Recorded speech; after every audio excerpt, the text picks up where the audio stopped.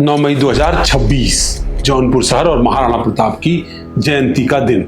दो अलग अलग कार्यक्रम लेकिन एक ही जैसा माहौल। राजपूत क्षत्रिय समाज की भव्यता, राजनीतिक हलचल और भविष्य की अटकलों का एक बड़ा सियासी तूफान। एक तरफ कलेक्ट्रेट प्रेक्षागृह में राजपूत सेवा समिति का प्रतिभा सम्मान समारोह तो दूसरी तरफ बदलापुर में प्रतिमा अनावरण। दोनों जगह ब्रजेश सिंह बाहुबली नेता और पूर्व एमएलसी मौजूद रहे और उनके साथ उनका बेटा सिद्धार्थ सिंह और फिर मंच से पूर्व गृह राज्य मंत्री कृपाशंकर सिंह की तारीफ। आदरणीय ब्रजेश सिंह का पुत्र सिद्धार्थ महाराणा प्रताप की तरह पिता के साथ साई की तरह खड़ा है। सरल है, सज्जन है, विचारवान है।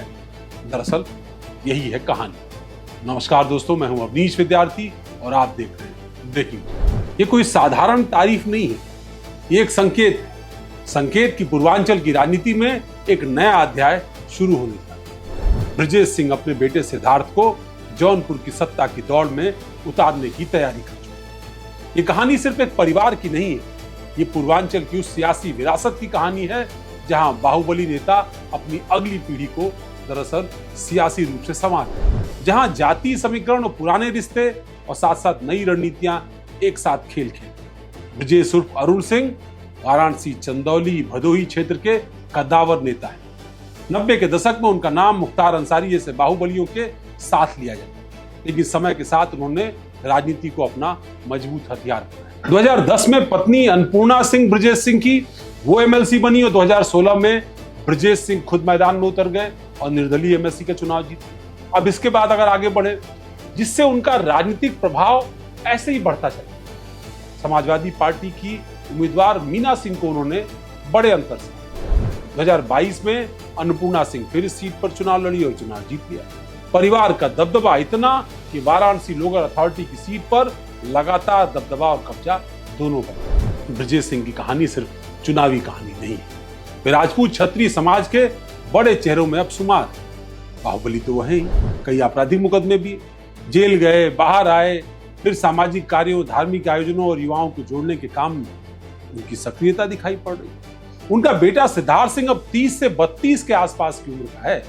पढ़ा लिखा, सरल स्वभाव का, पिता की छाया में बड़ा हुआ, जो बात कृपाशंकर कह रहे। 2021 में भदोही जिला पंचायत में सिद्धार्थ ने टिकट मांगा, लेकिन सीट आरक्षित हो गई। तब से ब्रजेश बेटे के लिए सियासी जमीन तलाशी। गाजीपुर के ननिहाल, जमनिया और भदोही और अब जौनपुर, ये तीनों जगहों पर सियासी संभावनाएं दरअसल ब्रजेश अपने बेटे के लिए तलाश।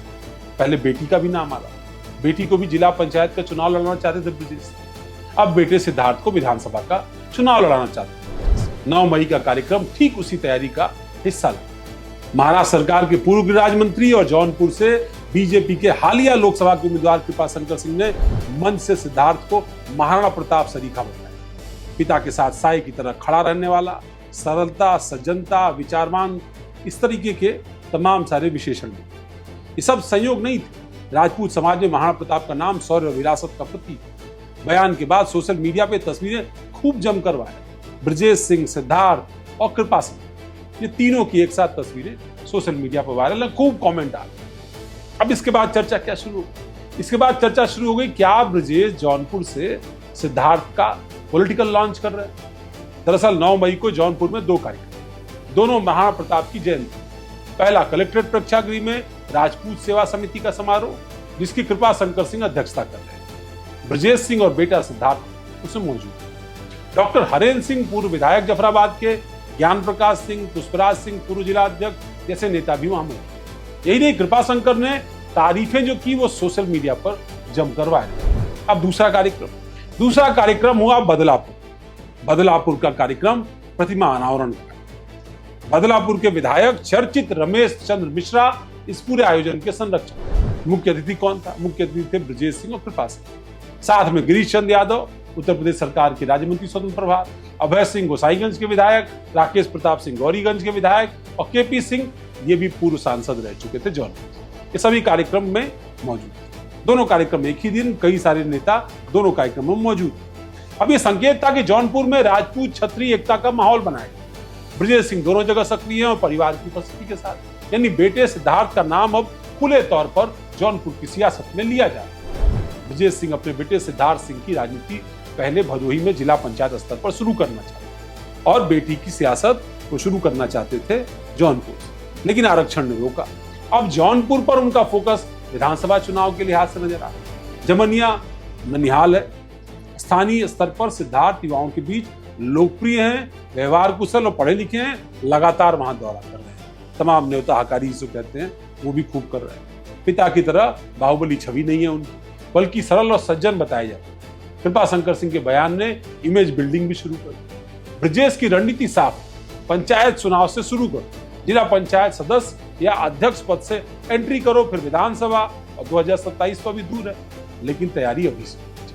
अब विधानसभा के चुनाव से पहले पंचायत के चुनाव होंगे या नहीं होंगे कोई नहीं जानता, और अगर विधानसभा के चुनाव पहले हुए तो पहले लॉन्चिंग विधानसभा के चुनाव में हो जाएगी, और अगर पंचायत के चुनाव पहले हुए तो लॉन्चिंग पंचायत के चुनाव में हो जाएगी। सोशल मीडिया पर चर्चा है कि ब्रजेश सिंह बेटे को जौनपुर की सियासत में लॉन्च करना। वहीं जौनपुर की सियासत में धनंजय सिंह का नाम हमेशा गूंजता रहा है। पुराने मुकदमे, सजा, जमानत और फिर भी जमीनी पकड़।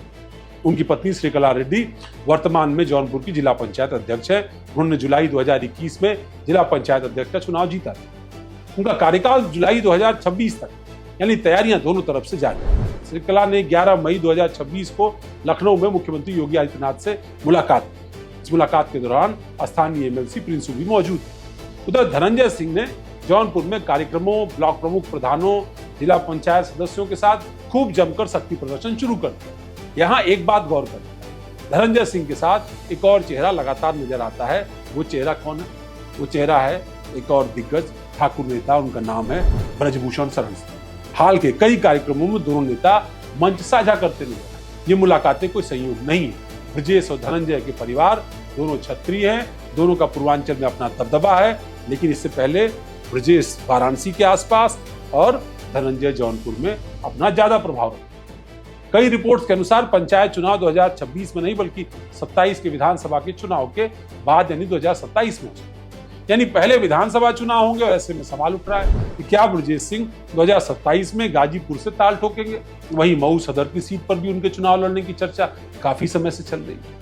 यानी गाजीपुर, मऊ, जौनपुर ये क्षेत्र ऐसे हैं जहां ब्रजेश सिंह के परिवार का वोट बैंक एक मजबूत तौर पर माना जाता है कि उनको अच्छा समर्थन मिल सके। सुभासपा के प्रमुख ओम प्रकाश राजभर पहले ही कह चुके हैं कि वो ब्रजेश और धनंजय सिंह को सुभासपा का टिकट दे सकते। अब ये ऐसा हुआ बड़ा दिलचस्प होगा, पर सवाल ये कि आखिर दोनों लड़ेंगे कहां से? वहीं धनंजय सिंह की नजर अपनी पुरानी मल्हनी की सीट पर, वही मल्हनी जिसे पहले रारी कहा जाता, और रारी धनंजय का गढ़ था जहां वो निर्दलीय भी जीत चुके। अब खुद धनंजय सिंह या उनकी पत्नी इस सीट से ताल ठोके। वर्तमान में समाजवादी पार्टी से लकी यादव वहां पे विधायक हैं और उनका सियासी समीकरण वहां मजबूत है। इस सीट पर पहले ब्राह्मण ठाकुर बनिया का प्रभाव था जब रारी थी, अब यादव मुस्लिम निर्णायक। ये सीट 2027 में हॉट सीटों में मानी है। पूर्वांचल की राजनीति हमेशा परिवार केंद्रित रही है। ऐसे में यादव, कुर्मी, ब्राह्मण और अब क्षत्रिय युवा ब्रजेश जैसे नेता अगली पीढ़ी को तैयार करने की कोशिश करते हुए दिखाई दे। सिद्धार्थ अगर जौनपुर से पंचायत के चुनाव में उतरते हैं तो ये धनंजय सिंह को सीधी चुनौती, क्योंकि वर्तमान में उनकी पत्नी श्रीकला रेड्डी जौनपुर की जिला पंचायत की अध्यक्ष। अगस्त 2026 में उनका कार्यकाल पूरा हो रहा है, लेकिन धनंजय या फिर श्रीकला विधानसभा चुनाव की तैयारी भी पहले से ही कर रहे हैं। ऐसे में सिद्धार्थ का रास्ता किस तरीके से होगा ये भी देखना दिलचस्प है। दरअसल 11 मई 2026 को लखनऊ में श्रीकला रेड्डी ने मुख्यमंत्री योगी आदित्यनाथ से मुलाकात की, जो इन अटकलों को और भी सियासी तापमान इसका बढ़ा। हालांकि अभी तक ब्रजेश या सिद्धार्थ सिंह की तरफ से कोई आधिकारिक चुनावी घोषणा नहीं की। अब ये कहा जा रहा है कि चुनाव में टिकट भी चाहिए होगा, पार्टी भी तय करनी होगी। ज्यादा उम्मीद यही है कि वो एनडीए के एलआई दलों के माध्यम से सियासत में प्रवेश करें।